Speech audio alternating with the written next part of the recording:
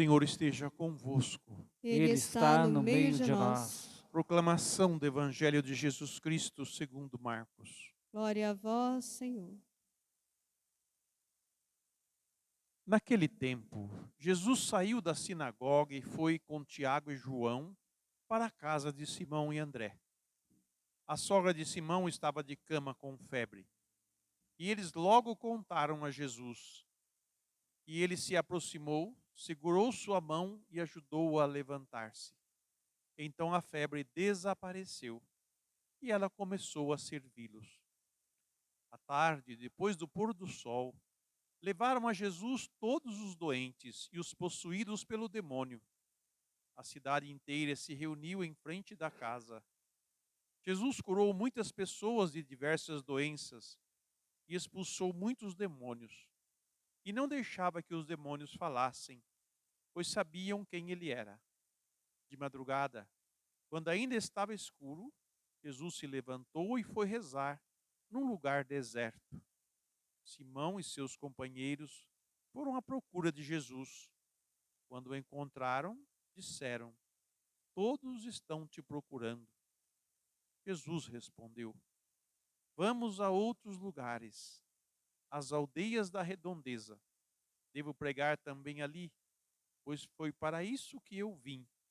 E andava por toda a Galileia, pregando em suas sinagogas e expulsando os demônios. Palavra da salvação. Glória a vós, Senhor.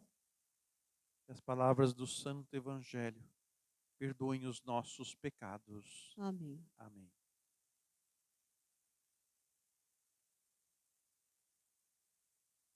Às margens do mar da Galileia se encontra essa sinagoga que Jesus estava, e bem pertinho dela é a casa de Pedro, onde está hoje construída uma igreja.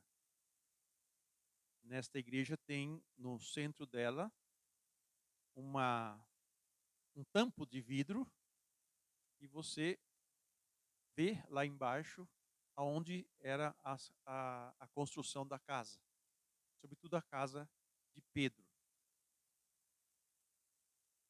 É interessante a gente conhecer esses lugares, porque a gente pega o Evangelho e lê no lugar aonde aconteceu o fato.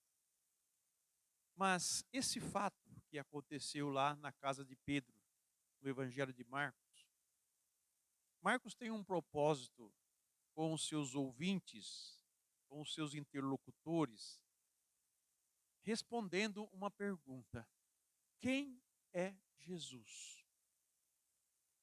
E na medida em que ele vai relatando os acontecimentos, ele vai revelando a pessoa de Jesus.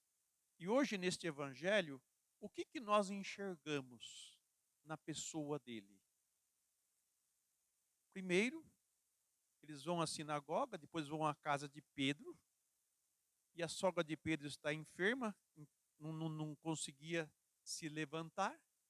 Jesus toma a mão dela, e a febre o deixou, e ela passou a servi-los. Depois as pessoas se reúnem em torno daquela casa, trazendo os seus doentes e as pessoas possuídas pelo demônio. E ele curou e libertou as muitos, e não deixava os demônios falarem, porque eles sabiam quem ele era. Porque Jesus prefere o testemunho de quem crê nele. O testemunho dos demônios não é interessante, a não ser para nós termos, né, a certeza, ou para nós termos assim uma voz do inimigo dizendo a favor, porque ele não tem como contrariar aquele que é o Messias, o Verbo de Deus feito carne. Eles sabiam quem era Jesus, mas Jesus queria que as pessoas acreditassem nele e vissem nele não uma pessoa que fazia milagres, que expulsava demônios, mas via nele Deus. Porque ele é o Filho de Deus, ele é Deus. E para a comunidade expulsar os demônios, libertar as pessoas das enfermidades, só Deus era capaz disso. Embora muitos profetas rezavam, haviam muitos exorcistas entre os judeus que faziam longas orações, longos eh, eh, eh, clamores para que o demônio fosse embora. Jesus simplesmente dizia para eles se calarem e ir embora. Eles imediatamente iam. Eu lembro uma vez num encontro com um padre exorcista, e eu fiz a pergunta para ele: quantas vezes eu tenho que ordenar ao diabo, ao demônio que vai embora? Ele disse: Jesus, uma vez só. Eu muitas vezes e quantas vezes for necessário. Para dizer que a palavra de Jesus, ela tem uma força, e a palavra de Deus, vou dizer assim, a palavra que nós ouvimos, ela tem força de ir às entranhas do nosso ser e ali desalojar tudo aquilo que é contrário ao bem que Deus quer para nós. Porque uma das grandes questões era a morte. A pessoa dominada pelo demônio, né, é uma pessoa que estava praticamente morta. Porque o desejo do demônio é tirar a vida da pessoa. Não só a vida física da pessoa, mas a vida divina que existe nas pessoas. Nós fomos criados à imagem e semelhança de Deus. E tirar de nós a vida divina nos leva à morte, a morte eterna. O que é? O distanciamento de Deus. O trabalho dele não é outro senão nos tornarmos prisioneiros dele. Ele nos aprisiona pelos vícios, pelos pecados e pela infidelidade, pela falta de diálogo com Deus. Ele vai cerceando a gente e vai nos aprisionando. A sogra de Pedro estava aprisionada por uma febre que não sabia de onde que era. E foi só Jesus pegar na mão dela, a febre foi embora. Aqueles endemoniados, era só ele dar a ordem e dizer: cala-te e sai desse homem. Eles iam embora e as pessoas ficavam livres novamente. E aqueles que estavam sob o poder das enfermidades, que é uma prisão também, operava-se a cura. O que o Marcos está dizendo para nós? Quem é esse Jesus? Ele vem da parte de Deus. Ele tem o poder de Deus. A sua palavra é uma palavra que traz vida, renova as pessoas. Então essas características provocam a gente. Como é importante nós ouvirmos a palavra de Deus. Como é importante quem lê a Sagrada Escritura, quem proclama o Evangelho, quem proclama a leitura, o proclame com uma voz límpida e clara, para que os ouvintes entendam com clareza o que está sendo lido, o que está sendo proclamado, para que essa palavra entre no mais profundo de nós. E a cura comece a acontecer aqui na Santa Missa, ao ouvir a palavra. E nós, sabendo disso, vamos abrir mais os nossos ouvidos e os nossos corações para escutar a palavra de Deus, porque ela tem força de transformação na nossa vida. Ela de fato traz vida para nós. Mesmo que a gente, né, bocheche não, esboceja, né? Aquele que está com sono, né, dá aquela espreguiçada, mesmo que a gente se sente incomodado, mas deseje que a palavra de Deus vá no mais profundo do seu ser. Porque a vinda de Jesus, um outro aspecto que eu quero falar para vocês, que está na primeira leitura, a vinda de Jesus até nós, e o apóstolo fala de uma maneira tão bonita, vista que os filhos têm em comum a carne e o sangue, né? Também Jesus participou da mesma condição para assim destruir com a sua morte aquele que tinha o poder da morte, isto é, o diabo.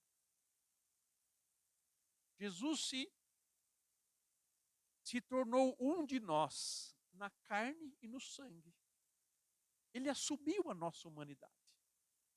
Para nessa humanidade destruir a morte.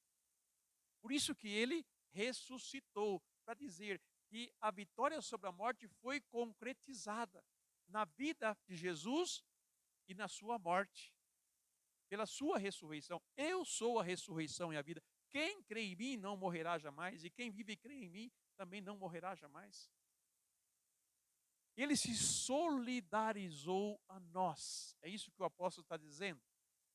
Ele se fez um de nós. E quem somos nós, né? Tão frágeis, tão limitados, tão... O que Deus se preocupa com a gente?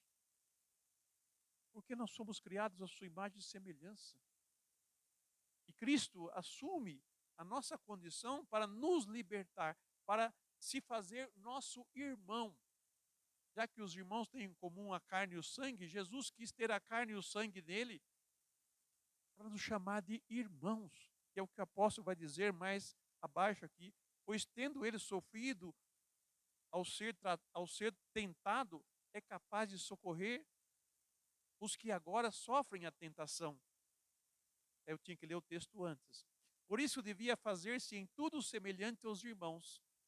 Jesus se tornou em tudo semelhante a nós, menos do pecado, para se tornar um sumo sacerdote misericordioso e digno de confiança nas coisas referentes a Deus, a fim de expiar os pecados do povo. Por isso que ele, na sua carne, expiou os meus e os seus pecados e os pecados do mundo inteiro, de uma vez por todas.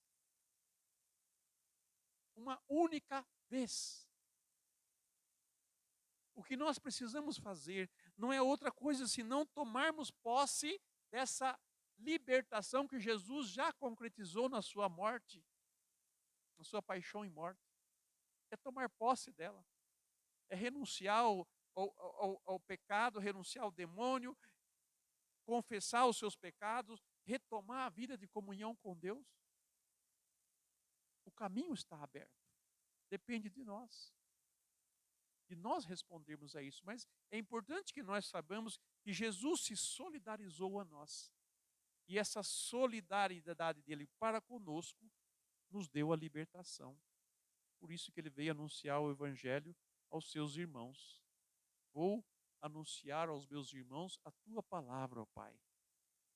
Ele vai dizer em outro trecho. Por isso, a sua solidariedade a nós é motivo de alegria para todos nós, porque essa solidariedade nos deu a salvação e nos libertou do poder da morte. Por isso a vida de Deus jorra em nós e deve jorrar mais ainda. Na medida em que eu vou tomando consciência dessa minha participação em Cristo, dessa participação de Cristo na minha vida, na minha humanidade, foi essa maneira que Deus quis nos restaurar. Por isso que o apóstolo João não cansa de dizer: Deus amou tanto o mundo, Deus amou tanto o homem, que enviou seu Filho, uma carne humana, para resgatar aqueles que estavam sob o poder da morte. E o Senhor da morte é o diabo. É ele quem tira de nós a vida divina. Por isso, para que tenhamos vida divina em abundância, renunciemos a ele e tomemos posse da graça que Jesus veio trazer pela sua paixão e morte e assumamos em nossa vida a sua vitória. A ele seja dada a glória e o louvor pelos séculos sem fim. Amém.